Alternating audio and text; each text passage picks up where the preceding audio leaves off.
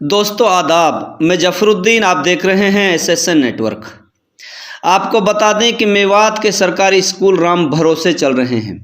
सरकार शिक्षा का स्तर बेहतर बनाने का ढोंग कर रही है। सरकारी स्कूलों में बच्चों की संख्या सैकड़ों में, अध्यापकों की संख्या ना के बराबर है। मेवात के नेता आज तक मेवात की जनता से वोट लेते आए हैं, लेकिन आज़ादी से लेकर आज तक शिक्षा का स्तर भी नहीं सुधार पाए। बाकी सरकारें तो मेवात के युवाओं की ज़िंदगी के साथ खिलवाड़ करती रही हैं और करती रहेंगी। सरकारें जानबूझकर मेवात के युवाओं को अनपढ़ रखना चाहती हैं। अगर मेवात का युवा पढ़ लिख गया तो सरकारी नौकरी और अपना अधिकार मांगने लगेगा, इसलिए सरकारें मेवात का शिक्षा का स्तर सुधारना नहीं चाहती। वैसे मेवात में शिक्षा का स्तर बहुत ही ज़्यादा खराब है। स्कूलों में बच्चों की संख्या बहुत ज़्यादा है, लेकिन सरकार टीचरों की पूर्ति नहीं कर पा रही है। ये दोगलापन केवल मेवात के युवाओं के साथ किया जा रहा है। सरकार की इस असफलता के साथ साथ हम मेवात के सामाजिक कार्यकर्ता और नेताओं की ज़्यादा कमी मानते हैं।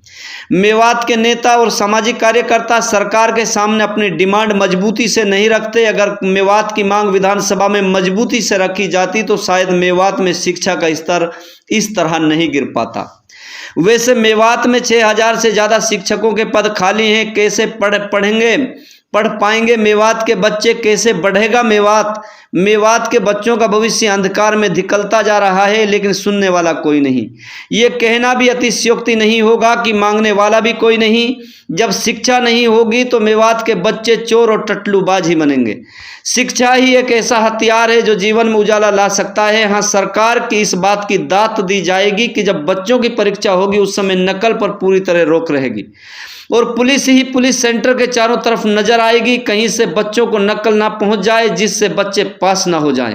इस पर प्रशासन की बड़ी सख्त नज़र रहती है। जिला में 5 खंड शिक्षा अधिकारी के पद स्वीकृत हैं, जिनमें 4 पद खाली हैं। जिले में 117 वरिष्ठ माध्यमिक विद्यालय हैं, जिनमें 9 प्राचार्य के पद खाली हैं।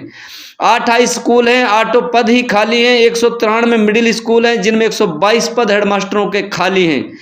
प्राइमरी के 333 हेडमास्टरों में से 91 पद खाली हैं। पीजीटी के 1171 पदों में से 1085 पद खाली हैं। टीजीटी के 2744 में से 1830 और जेबीटी के 4293 पदों में से 2843 पद खाली पड़े हुए हैं। कैसे बच्चों का भविष्य बनेगा, इस पर मंथन करने की जरूरत है। बात करते हैं खंड फिरोजपुर झिरका के अगौन सीनियर सेकेंडरी स्कूल की। कक्षा 6ठी से 8वीं तक 282 बच्चे, 9वीं से 12वीं तक 209 बच्चे और प्राइमरी से 5वीं तक 520 बच्चे शिक्षा ग्रहण करने के लिए अलग अलग गांवों से रोजाना आते हैं। प्राइमरी स्कूल में 1 हेडमास्टर और 6 जेबीटी टीचर हैं, जबकि स्वीकृत पोस्ट 17+1 है, जिनमें बच्चों को बिठाने के लिए कमरों की भी पर्याप्त मात्रा नहीं है। इस बिल्डिंग के अंदर 3 कमरे खंडहर पड़े हुए हैं, जिन्हें तोड़कर काफ़ी जगह निकल सकती है। उन कमरों को तोड़ने की इजाज़त एडीसी के माध्यम से मिल सकती है, लेकिन वो भी आज तक नहीं मिल सकी है। वहीं जब बात करते हैं वरिष्ठ सीनियर सेकेंडरी स्कूल में टीचरों की संख्या, पीजीटी की सैंक्शन पद 14 हैं, जिनमें से 3 मौजूद हैं, 11 पद खाली। टीजीटी के कुल पद 11 हैं, जिनमें 3 मौजूद है और 8 पद खाली। क्लर्क 1 पद है, वो भी खाली। एबीआरसी का 1 पद है, वो भी खाली। बिना टीचरों के बच्चे कैसे पढ़ेंगे और कैसे पास हो सकेंगे? अगौन सीनियर सेकेंडरी स्कूल में पिछले 5 सालों से Hindi, math, science, political science, Sanskrit, biology और केमिस्ट्री के टीचर भी उपलब्ध नहीं हैं।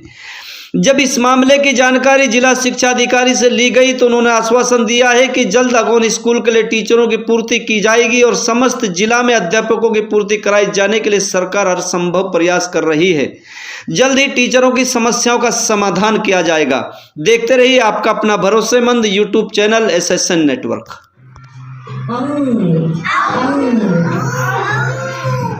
अंग से अंगूर, बोलो मेरे साथ, अंगूर।